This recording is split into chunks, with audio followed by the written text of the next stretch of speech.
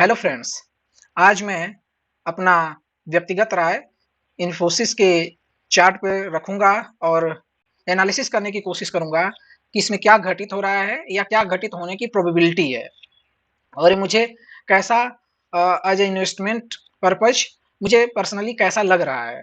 तो चलिए शुरू करते हैं।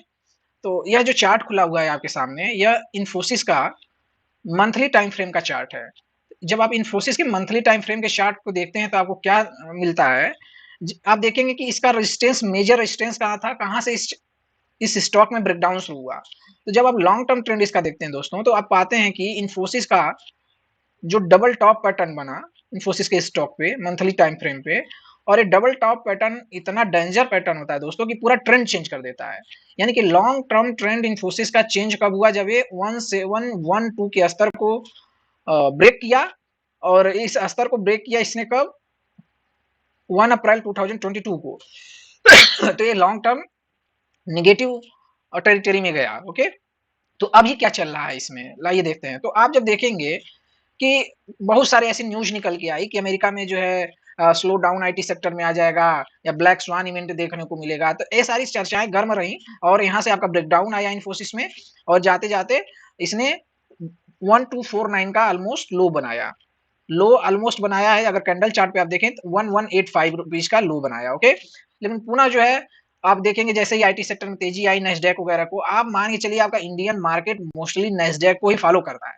तो नेस्डैक में जैसे ही तेजी आई, आपका यहाँ का आईटी सेक्टर भी, कोई भी स्टॉक उठा के देखिए, इन्फोसिस हो, विप्रो हो, टीसीएस हो, सब में तेजी आनी शुरू हो गई। तो ऐसे ही आपका इन्फोसिस में भी बेस बनने लगा और तेजी आनी शुरू हो गई। अब बेस बनने लगा कहने का तात्पर्य जो है, अभी आप उसको मंथली चार्ट पे आपको नहीं दिखेगा बेस कहाँ बन रहा है। अगर ये देखना चाहते हैं तो आप short term trend time frame का चार्ट चुन लीजिए, जैसे कि आप डेली टाइम फ्रेम चुन लीजिए। तो डेली टाइम फ्रेम अगर आप चुनेंगे तो शायद अभी उतनी क्लैरिटी नहीं हो रही होगी आपकी, तो थोड़ा इसको जो है जूम आउट कर लीजिए। ठीक है, अगर जूम आउट नहीं करना चाहते हैं तो इसको आप थोड़ा वीकली टाइम फ्रेम पर रखिए, ताकि मध्यम अवधि के चार्ट को आपको देखने को मिले, तो आपको लगेगा कि हाँ इसमें कुछ बेस बना। अगर नहीं बेस, अगर इसमें आपको समझ में आएगा तो आप नेस्डैक को फॉलो कीजिए या अन्य आईटी स्टॉक्स को फॉलो करेंगे, तो आप देखेंगे अगर उसमें तेजी आ रही है और ये भी उसी से बिलोंग करता है, तो कहीं ना कहीं इसमें भी बेस बनेगा। लेकिन कोई खास ऐसा बेस इन्फोसिस में दिख नहीं रहा है। खास ऐसा बेस इन्फोसिस में नहीं दिख रहा है जिसे कहा जाए कि इसका टॉप जो है इसका स्टॉक का ट्रेंड पॉजिटिव हो गया हो। ठीक है, हमको अभी कोई खास नजर नहीं आया। ठीक, अब यहाँ अगर कोई देखता तो एक कह सकता अगर ये फॉर्मेशन हो जाता कि राउंडिंग बॉटम पैटर्न का फॉर्मेशन हो रहा था, लेकिन ये कब होता जब ये पुनः इस स्तर को जाता 1931 के पास, तब राउंडिंग बॉटम पैटर्न बनता। लेकिन ऐसा कोई पैटर्न बना नहीं। तो जैसा कि हम कह सकते हैं कि अगर आपको कोई खास ऐसा पॉजिटिव ट्रेंड स्ट्रक्चर नहीं चार्ट में दिख रहा है, तो आप किसी अन्य आईटी स्टॉक को फॉलो कीजिए। जरूरी थोड़ी ना कि आप इन्फोसिस में ही पैसा लगाएं। ठीक है, यहाँ नंबर ऑफ स्टॉक्स अवेलेबल हैं, जहां अच्छा ट्रेंड मिलेगा, जहां अच्छा पैसा कमाने की प्रोबेबिलिटी होगी, हम वहां पैसा जो है अपना इनपुट करेंगे। क्योंकि भाई पैसे की देखिए अपना एक कॉस्ट होती है और टाइम कॉस्ट भी पैसे की होती है। ऐसी जगह नहीं लगाइए कि जहां लगा के फंसे रहे और पैसा बने ही ना। तो जहां हमको अच्छी अपॉर्चुनिटी आएगी पैसा वहां लगाएंगे। तो फिर भी कई लोगों का राय था कि इन्फोसिस पे कुछ आउटपुट दिया जाए या इन्फोसिस पे एनालिसिस प्रेजेंट किया जाए, तो मैंने सोचा अपना व्यक्तिगत राय मैं रखूं और मैं क्या इसमें भाप रहा हूं उसको यहाँ पे आपके सामने प्रदर्शित करूं। तो जब मैं इन्फोसिस के चार्ट को ओपन करता हूं, तो मैंने पाया कि इसका लॉन्ग टर्म ब्रेकडाउन कहां से शुरू हो गया था, जब ये 1716 के आसपास, जब यहाँ इस स्तर को इसने ब्रेकडाउन दे दिया था। ठीक है, तो यानी ये इसका हुआ मेजर रेजिस्टेंस। इसको आप मार्क कीजिए क्या, as a major resistance. Okay, हमने एक मेजर रेजिस्टेंस मार्क किया। तो अब जब देखेंगे जब इन्फोसिस का चार्ट नीचे से ऊपर की तरफ जा रहा था, तो यही मेजर रेजिस्टेंस का काम करेगा और यहीं से स्टॉक देखिए डाउनवर्ड चालू हो गया, डाउनवर्ड डायरेक्शन इसका चालू हो गया। ठीक है, यानी इन्फोसिस के स्टॉक में अगर आप पहले निवेशित थे तो आपको 1716 के पास प्रॉफिट बुकिंग कर लेनी चाहिए थी। लेकिन अगर आप नहीं कर पाए तो अब क्या करना चाहिए, हम उस पर चर्चा करते हैं। तो जब आप मंथली चार्ट का अध्ययन करते हो, तो मंथली चार्ट जो होता है 1 महीने, 2 महीने, 6 महीने के लिए नहीं अध्ययन किया जाता है। मंथली चार्ट का अध्ययन 1 साल से 3 साल के लिए किया जाता है।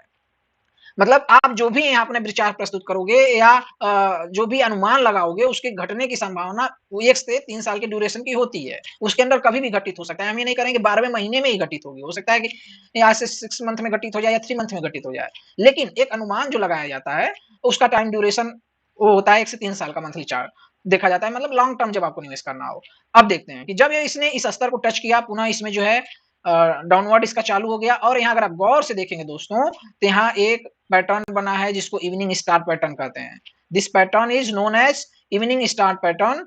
अगर आप देख पा रहे हो तो, और नहीं देख पा रहे हो तो मैं एक बार कोशिश करता हूँ दिखाने की। Just wait. ओके, यह जो पैटर्न है दोस्तों, ये पैटर्न इवनिंग स्टार पैटर्न है। अगर आप केवल इसके अंदर देखें, मीन्स एक green candle, doji candle and then a big red candle. Okay, evening star pattern negative trend का पैटर्न होता है, यानी इस पर पुनः से निगेटिव ट्रेंड स्टार्ट हो गया है। तो अब क्या करना चाहिए इन्फोसिस में?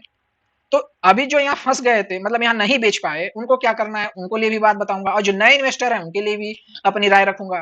तो ये हमारी व्यक्तिगत राय है, इसको निवेश के लिए न माना जाए। आप निवेश करने से पहले आप अपना डिसीजन लें, कई बार सोचें, किसी समझदार या नॉलेजेबल फाइनेंशियल आपका कोई सुझाव करता हो तो उससे सलाह लें, उसके बाद इन्वेस्ट करने का डिसीजन लें। यहाँ मैं अपनी व्यक्तिगत राय को प्रस्तुत कर रहा हूँ। तो मैं पाता हूँ कि अगर आप इस स्तर पे प्रॉफिट बुकिंग नहीं कर पाए तो अब आपको सोचना चाहिए कि अगला सपोर्ट क्या है, अगला सपोर्ट क्या है। तो हम देखते हैं, देखिए हर एक सपोर्ट बहुत इंपॉर्टेंट है क्योंकि मंथली चार्ट टाइम फ्रेम है, ठीक है, मंथली टाइम फ्रेम है, तो हर एक सपोर्ट और रेजिस्टेंस अपने आप में बहुत इंपॉर्टेंट होंगे। तो हम देखते हैं कि स्टॉक एक बार यहाँ से बाउंस बैक यहाँ से किया था, यहाँ से, यानी एक अब इसका अगला सपोर्ट तो एक खुद हो गया, ये स्तर जिसपे अब ये खुद है 1411 इज द मतलब most important support at this time. Okay, और इसके बाद इसका अगला सपोर्ट निकल के आएगा कहाँ, ए वाला, ठीक है, ए वाला एक सपोर्ट आ जाएगा आपका 1410 का, 1410 का एक सपोर्ट इसके बाद आ जाएगा।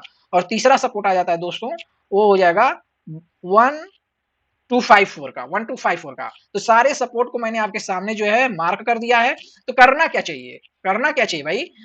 तो सबसे पहले इन्फोसिस इस समय देखिए दोस्तों वैल्यू बाइंग जोन में है, वैल्यू बाइंग जोन में हमारी नजर से। और वैल्यू बाइंग देखिए, इन्वेस्टिंग दो तरह की होती है, वैल्यू बाइंग और मोमेंटम बाइंग।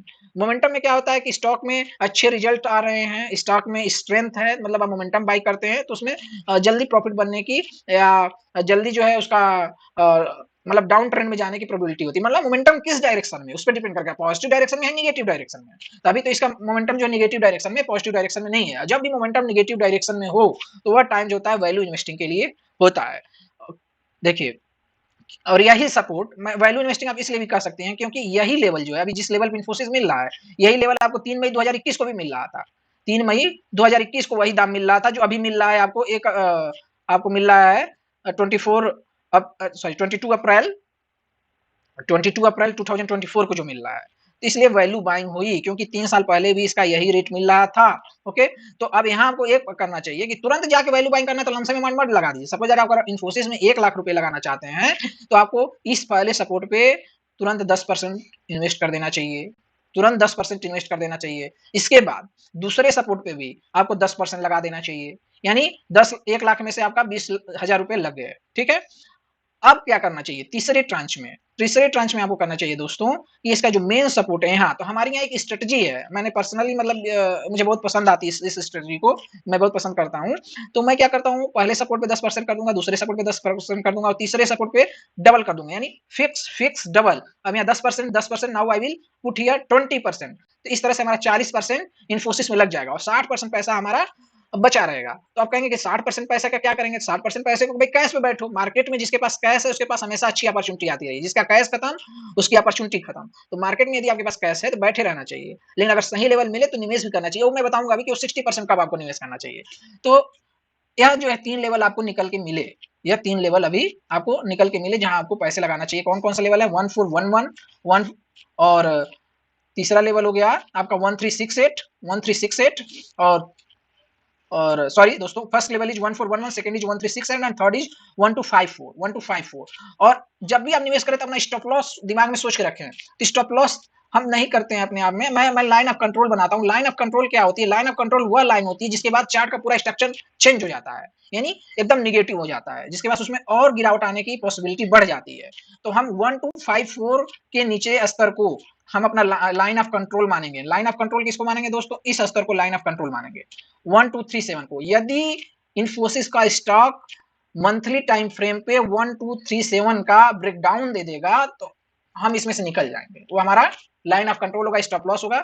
देखिए, जब भी आप कहीं निवेश करेंगे तो आपको लॉस होने की प्रोबेबिलिटी रहती ही है जितना आपका फायदे होने की भी प्रोबेबिलिटी रहती है। तो आपको किसी भी पक्ष को इग्नोर करके नहीं चलना है, ठीक है। अगर आप इग्नोर करेंगे तो आप मेजर लॉस आपको हो सकता है।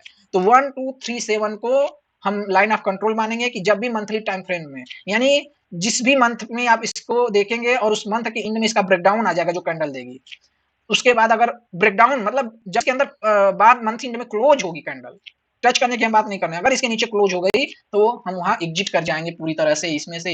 इसीलिए मैं कहा कि 60% पैसा आपको बचा के रखना है, क्योंकि अगर ये ब्रेकडाउन दिया तो वैल्यू इन्वेस्टिंग में यही थोड़ा सा खतरा होता है वैल्यू इन्वेस्टिंग में, कि आपका पैसा अगर आप पूरा झोंक दिए तो लग जाएगा। इसलिए मुझे मोमेंटम इन्वेस्टिंग पसंद है। मैं वैल्यू इन्वेस्टिंग में क्या करता हूँ, मैं एसआईपी करना पसंद करता हूँ।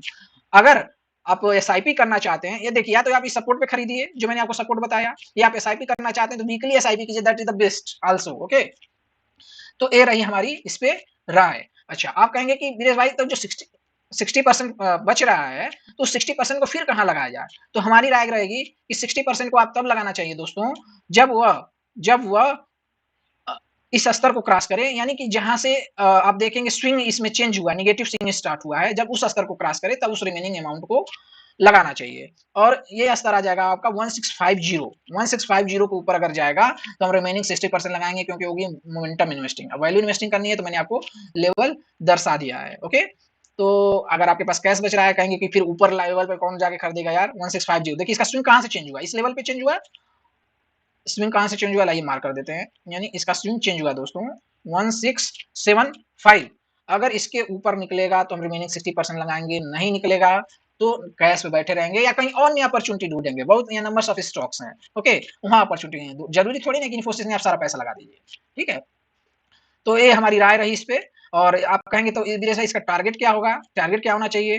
तो टारगेट हम बताएंगे दोस्तों कि इसका टारगेट देखिए, लगाने से पहले रिस्क रिवार्ड पे मैं बहुत फोकस करता हूँ कि केवल रिवार्ड ही नहीं सोचना है, केवल खरीदना थोड़ी नहीं सोचना है, सोचना है कि रिस्क क्या होगा। तो अगर आप इसको खरीदते हैं तो हम अगर माने बेस्ट लेवल क्या होगा इसको खरीदने का, तो हम कहेंगे दोस्तों बेस्ट लेवल है खरीदने का 1368। The best level is 1368। अगर किसी एक स्तर को मान के चला जाए कि बेस्ट लेवल क्या होगा, तो 1368 is the best level and line of control is 1237। तो अब लाइए हम देखते हैं कि हमारा यहाँ रिस्क रिवार्ड कितना बना, रिस्क रिवार्ड कितना बनता है। ओके, तो यहां से अगर ये जाएगा 1675, देखिए जो अगला रेजिस्टेंस होगा वही उसका मेजर टारगेट होगा। तो अगला रेजिस्टेंस 1674। तो आप कहेंगे कि यार अभी तो तुम कह रहे थे कि इसको ब्रेक करेगा तो रिमेनिंग 60% लगा देंगे, अभी उसी को रेजिस्टेंस माना। तो मैं क्या कर रहा हूँ, जब ब्रेक करेगा तब लगाएंगे, ब्रेक नहीं करेगा तब तक नहीं लगाएंगे। ठीक है, ब्रेक करे विथ कैंडल वॉल्यूम के साथ ब्रेक करे तो रिमेनिंग 60% लगाएंगे, नहीं तो 40% जो लगाया वही लगा रहेगा, और हमारा टारगेट निकल के आएगा 22% का, 1674 का यहाँ से। ओके, और अगर ये ब्रेकडाउन दे देता है इस स्तर से, ब्रेकडाउन दे देता है तो क्या होगा, कितने का लॉस होगा? तो ब्रेकडाउन देगा अगर 1237 का ब्रेकडाउन देगा, तब हम इसमें पूरी तरह एग्जिट कर जाएंगे।